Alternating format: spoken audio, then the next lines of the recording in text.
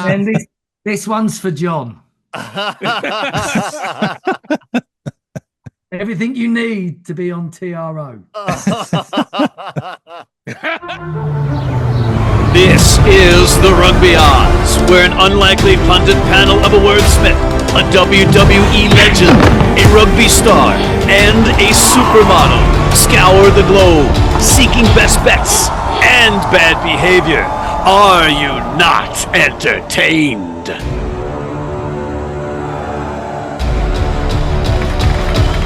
A warm welcome to all, especially our esteemed panel members, King Gift Egbelu, the inventor of words, three-time Olympic sevens coach Mike Friday. John Bradshaw Layfield was unavailable again, but he did send Proxy, a.k.a. Zach Lanning, to fill in. And guys, while we're going to weather the storm without John, weather was a key component of rugby this weekend, especially in the URC, in Galway, and in Edinburgh, where the Connacht versus Scarlets match and the Edinburgh versus Ulster matches were rained out, and at the Rec for the match between Bath and Sale, where it was sideways rain, 40-mile-per-hour winds, and yet all of the fans packed the stands, stayed the entire match, and George Ford, for Sale, kept the team relevant in the first half by hitting two long drop goals in that weather. Just amazing. And Ollie Lawrence, his return from that Achilles surgery for Bath and being a menace in the back line. So good stuff there. Mike,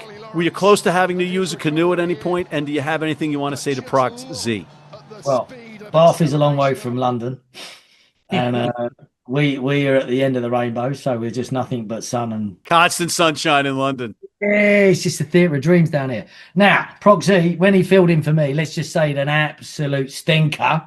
Ruined my now. I don't know whether or not he's had a little word with John beforehand. Let's hope second time up he doesn't have an absolute mare. Proxy? Mike, I apologize to you profusely. All right, there were some all the Matt's ever done. King Gift Egbelu, do you have a ruling on this? Life is hard. If you don't want bad answers, you got to be there. What can I say? Oh, mate, you're just basically saying it's a schmozzle. Yeah, he's a schmozzle.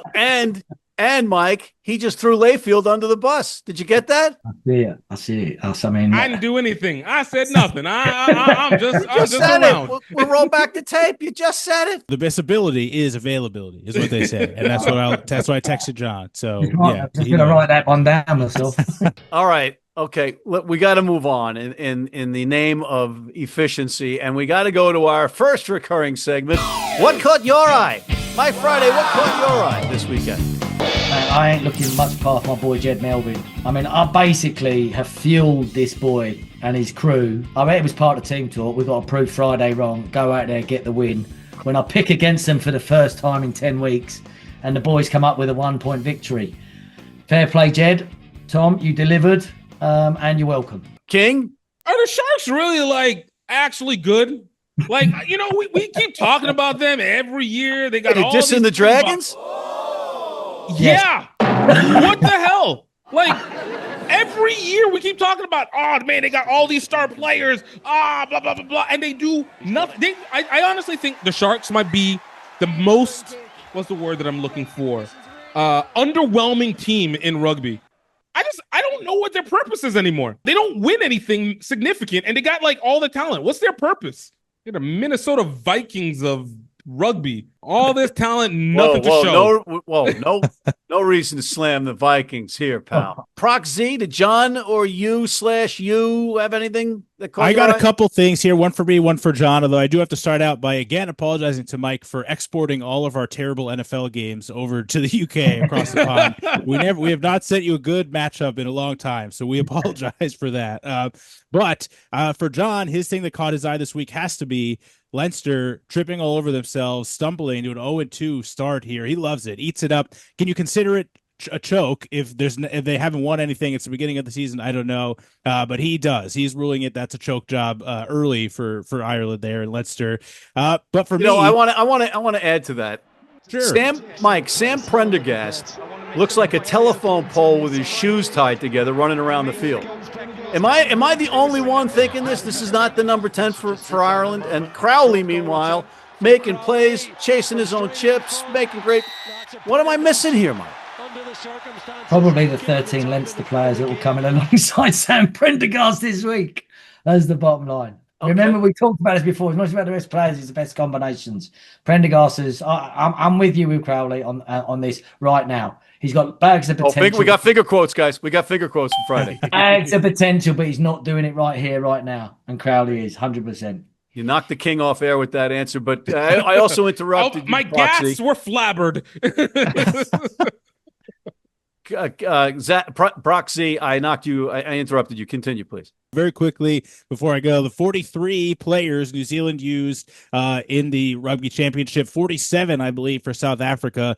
That caught my eye. I mean, because they were using this really as a training ground for the next World Cup. They started off slow, both teams, I think, and people were having a lot of questions about whether they're still as dominant as they were, but they both ended up top of the table here, with South Africa winning the entire thing for a second year in a row, while still blooding new players and getting some experience for young guys that are the future of those squads. So that's a huge victory for both of those programs, I think. Be able to use that amount of players and new players and then still be dominant in that competition.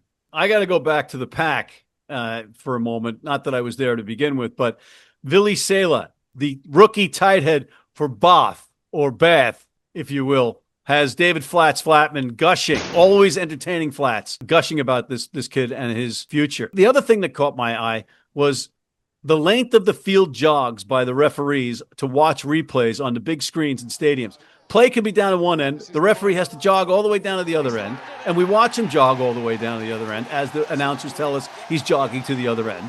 He watches all the replays, which could take 17 hours, and then he jogs back to the players that are standing in a monsoon waiting for his call, and we follow him jog all the way back, and he makes the call. Can we get scooters or something here? Another screen, maybe, on the other side of the stadium? All right. With that, let's go to our next recurring segment, Player of the Week. And the candidates are Springboks number 10, Sasha Feinberg Mngomezulu again. He took his act to Twickenham this time, and he didn't disappoint. Another top-flight performance that demands our attention. Emmanuel Feya-Waboso, the Exeter wing, is a try-scoring machine. 5 tries in 2 matches to start the season, 3 this weekend, and 2 turnovers earned on defense. Ben Spencer of Bath played in that monsoon. The number 9 put the offense on his back, kicked for the post, kicked strategically, had a sublime chick in the tight for a stunner of a try by Max O. Mike, who is your player of the week? It is tight, all 3 good candidates, but I am going to go for Emmanuel Feya-Waboso. He is back. He is a ball of power. 2 last week, 3 this week, couple of turnovers. He's looking back to his best. It's proper tight. Who's going to play on the wing for England? This boy's back. He would have been a certain line if he had stayed fit, but yeah, he was outstanding. He's the boy. King. Yeah, I'm gonna go with Springbok, Sasha Feinberg, Mngomezulu. It's easy for you to say. Look, say what? That's easy for you to say. Yeah. Mngomezulu, there we go. There you go. But the point is, despite playing a game that was way closer than it was expected to be, that one they definitely pulled out a great stop, and he put together a great performance, to say the least.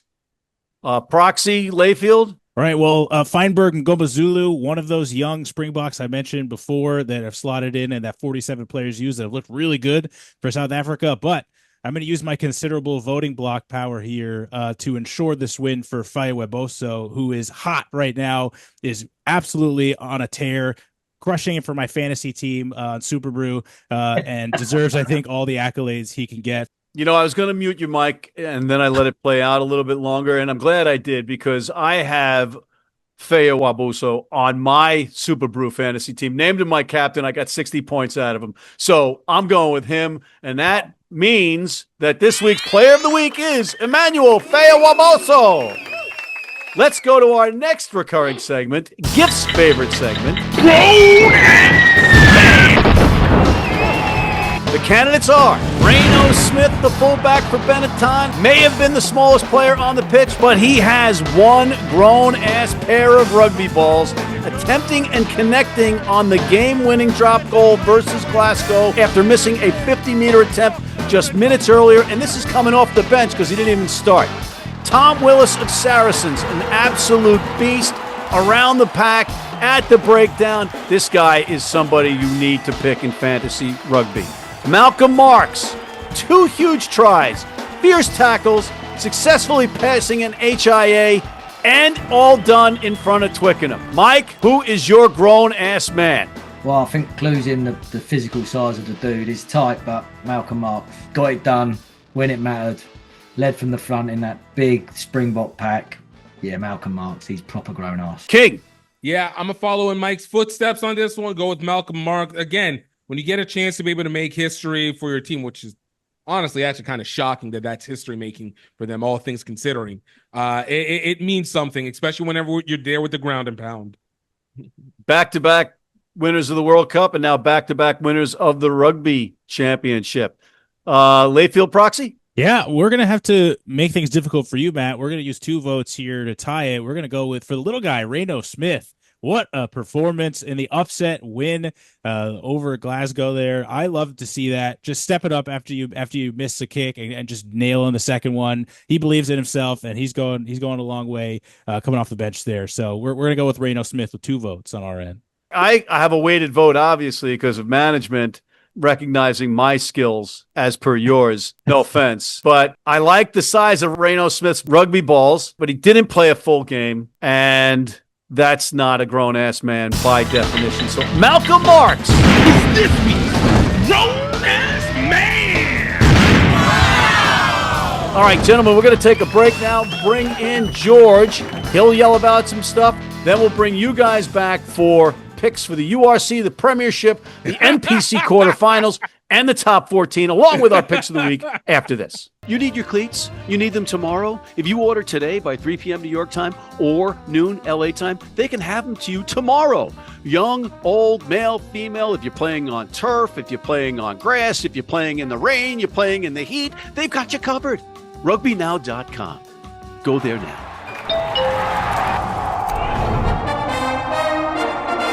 From New York City comes America's longest running and most popular rugby show. The biggest names in Major League Rugby, MLR highlights, and big match previews. Rugby Wrap-Up presents MLR Weekly, made in New York City. And we are back, and we're back again with Mr. George Hook. We have the honor and pleasure of having him in. George, how are you? It's an honor and pleasure for me, too, and I'm good to go. You're good. You are good. You running for office over there yet? No, interestingly, our presidential election is in a couple of weeks. And our president is different from your president. Our president is a bit like the King of England. It's a constitutional office without power. So, but one of the 3 candidates resigned in a flurry of assessment of his past. So we're now down to 2 instead of 3. It sounds like New York City, the mayoral race over here. It's crazy. Yeah. Anyway, let's get to our recurring segment. Headlines with Hook. Rugby 360. What do you make of? First of all, I don't make anything of it, right? However, we aren't talking about headlines with Hook, right? Now, I can only find headlines in the British press. I can't find headlines with Hook on this issue in the Irish press because we don't think it's terribly important, right? Like, they've tried this before.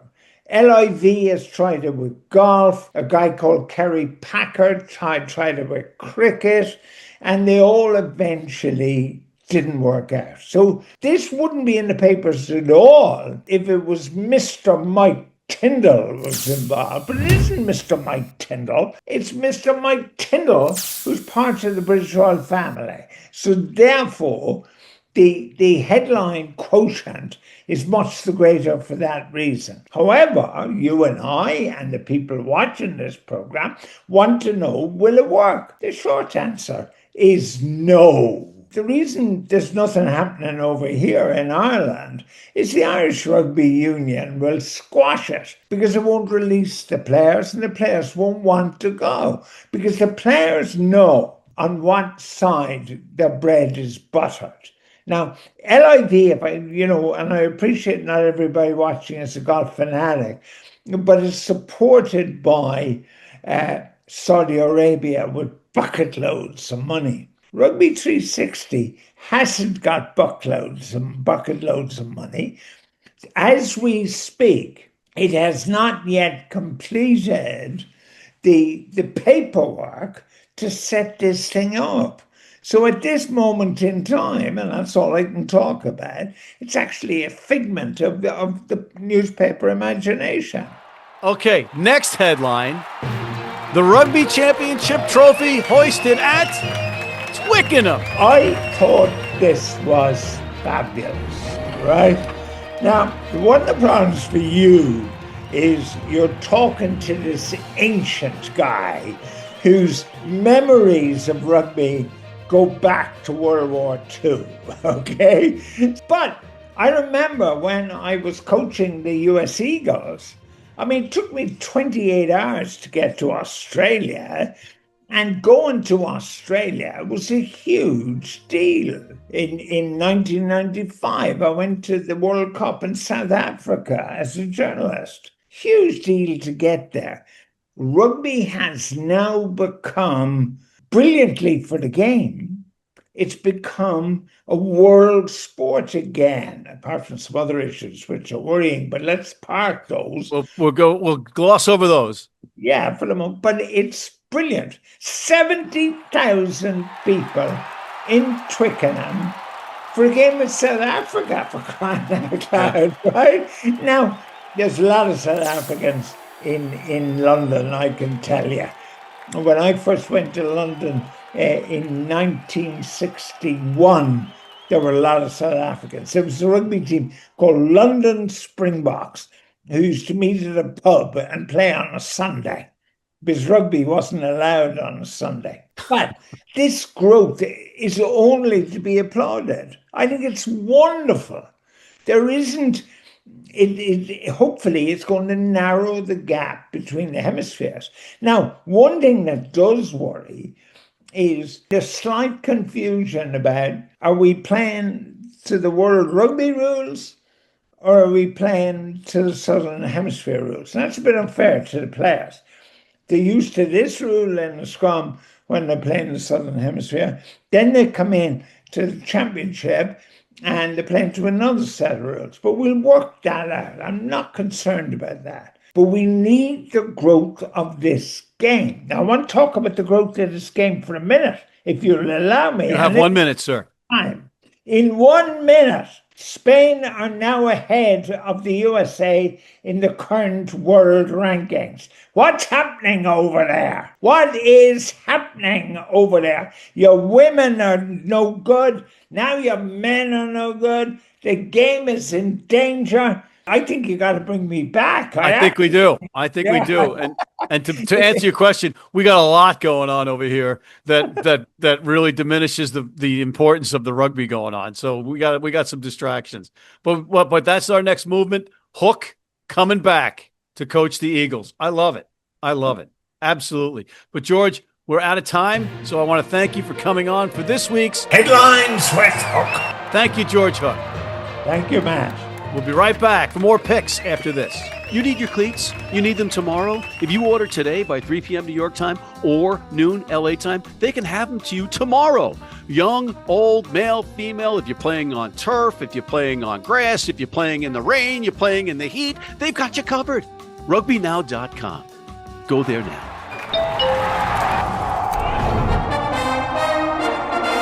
From New York City comes America's longest running and most popular rugby show. The biggest names in Major League Rugby, MLR highlights, and big match previews. Rugby Wrap-Up presents MLR Weekly, made in New York City.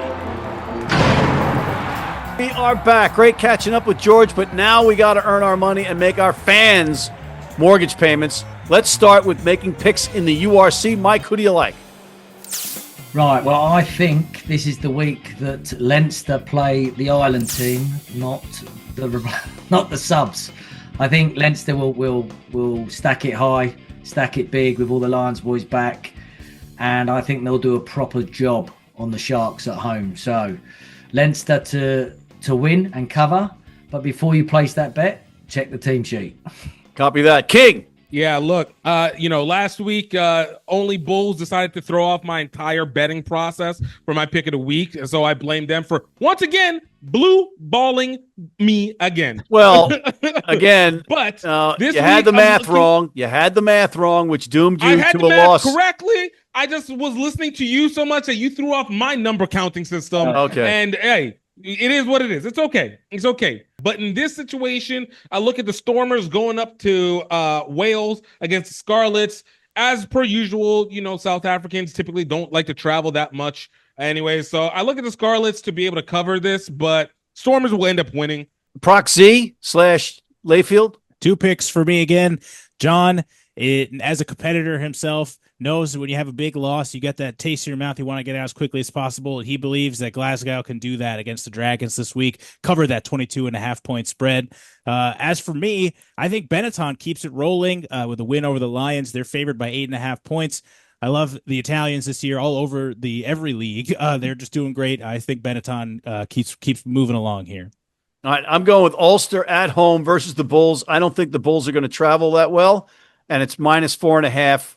The Bulls are favored, so I like Ulster as the home underdog. With that, let's move to the Premiership. Mike. Well, I think the Bath machine just gets stronger this week. The likes of Finn Russell back in the chair. Bath are going to be hot to trot at home in the derby against Gloucester. Bath, I think, will win and win well. Their bench is formidable. 15.5 is a big spread, but I think Bath cover this and win it well. I can't wait to see Finn Russell play with some of the new faces in the back line or returning faces. Ollie Lawrence healthy at center. Correct.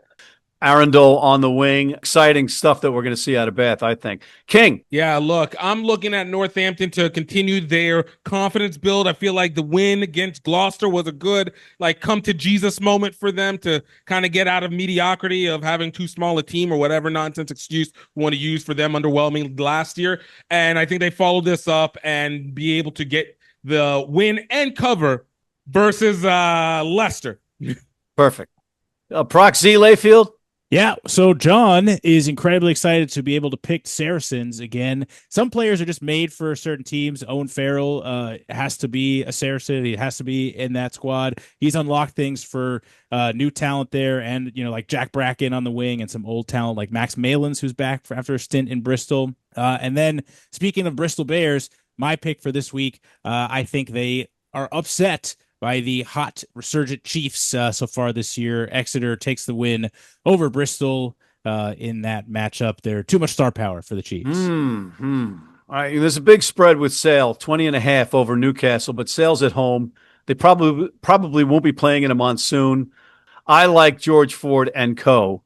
to dismantle Newcastle by 21 points or more. With that, let's take a break. We'll come back with the NPC quarterfinals, Top 14, and picks of the week after this.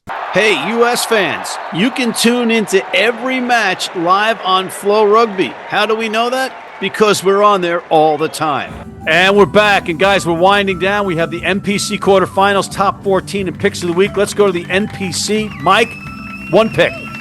Yeah, I'm gonna go. It's gonna be a tight one, this, because both these solid performers, decent pedigree. But I'm going to pick Waikato to beat Otago on the Friday night game. Waikato at away, no less. Yeah. All right, gift. Yeah, look, Taranaki got beat a little bit by Canterbury. It wasn't bad. It was just a little bit.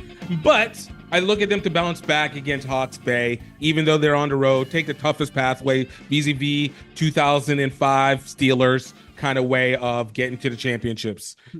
In Japan Rugby League 1, or the Pittsburgh Steelers? Okay. Kobe Steel versus the Pittsburgh Steelers. Sir, all right, okay. E's and auras, all right? E's all right. and... Gift's mic has been muted. Proc Z / Layfield. Well, yeah, we're going to take one pick here. John has been picking Bay of Plenty all year. Really want to go with them against Tasman. They were won 37-7 in August, but I'm the one picking. It's not my record, so I'm going to go against John here. I'm going to go with Tasman. I think they upset Bay of Plenty in this one and get the win. Wow, you are going to pay for that deal. You're going to get hit with a chair. I'm going with Canterbury versus Counties, Manukau. Canterbury's going to destroy him, annihilate him. All right, we're going to bring King Gift Egbelu back in just a moment because we're going to the top 14. Mike Friday, who's your top 14 pick? Well, I am going to go for a customary away win, and I'm going to pick La Rochelle, probably without Will Skelton, but I still think La Rochelle will win on the road against Stade Francais. Picking the top 14, King? Top 14. Let's go with the home team that got beat on the road. Shockers. We're going to go with Toulouse this week up against Bordeaux. It's minus 14.5. I know Bordeaux is typically a team that plays well on the road or at home, but I don't think it's going to be that close. I think Toulouse comes through with it. Proxy. So we got 2 picks here for John. He's going to love watching Montalban, the newcomers here, get kicked on the ground while they're down and beat up by Castres, who are favored by 4.5, even though they're on the road. Montalban gave up just a casual 80-plus points to Clermont last week. I don't see Castres having a problem with Jack Goodhue and all playing for them. They should cover the 4.5 points easily. And then for me, I'm going to take an upset pick. I like Toulon on the road against Clermont. Toulon with Paolo Garbisi, one of my favorite players of all time, at 10. Ignacio Brex, another one of my favorite players. A lot of Italians at 13. And guys, I don't know, you have talked about this already, but they have Ma Nanu on this roster as well. Yeah. And he actually scored last week, which to me he just scored again. To see. Yeah, he's crazy. That's unbelible. He's wearing number 22 and he looks like he's 22. And he's probably got CTE, though he's 60. But look, what do you got to do? Hey, man, let him play forever. Let him play forever. All right, good stuff. I'm going with Racing 92, minus 6.5 versus Montpellier. All right, it's John's favorite time of the week. Picks of the week, Johnny. Who do you like? Let's go with you, Mike Friday. I think the Bath-Gloucester game is going to be on overs. I think it's going to be a big score, lots of tries. Hopefully it's not raining, and I think there's going to be lots of rugby played. So they're going to be the overs in the Bath-Gloucester game. King. I look at it as Bulls versus Ulsters, close first half, getaway second half, Ulster with the win. But I'm looking at it at under 25 points in the first half for the Ulster Bulls game. Okay. All right. Prox/John. Oh. So John didn't give me anything for this one. I went on my own here. I did this for gift. I say hammer Brazil in the first leg of their final World Cup qualifying matchup against Paraguay. Last spot available for that World Cup. I think Brazil sneaks in there and gets that last spot. Ooh, I think there's going to be a slugfest between Northampton and Leicester, and I think it's going to be under 45 points. That's the under. And on that note, we're out of time. Thank you to John Bradshaw Layfield, the WWE Hall of Famer turned rugby advocate. His proxy, Zach Lanning. King Gift Egbelu, the inventor of words. 3-time Olympic sevens coach Mike Friday. George Hook, the Irish rugby legend. And thank you for tuning in. Please check out MLR Weekly. Hit that subscribe button on YouTube. Sign up for our weekly newsletter. And please join our American Red Cross blood donor team.